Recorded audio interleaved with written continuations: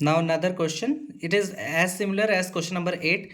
Here time taken by A to finish that work is 14 days and time taken by B to finish that work is 21 days.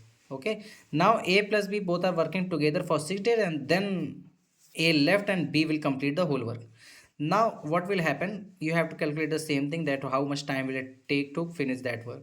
Okay. Now we will conclude that if work done by A in what will be the work done by A in one day? In one day, if 14 days he is taking to complete that work, then he will complete 1 by 14 of that work of that part to be completed in one day.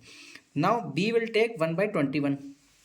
Okay, 1 by 21 part will be completed in one day. If they both are together working for 6 days, so if one day work will be A plus B work together in one day, that will be 1 upon 14 plus 1 upon 21. That means 5 upon 42. And if they are working for 6 days together, so what will be happen? 6 multiplied by 5 upon 42, that will be 5 upon 7. तो इतना work तो finish हो गया. Now what will be the remaining work? That remaining work will be 1 minus 5 upon 7.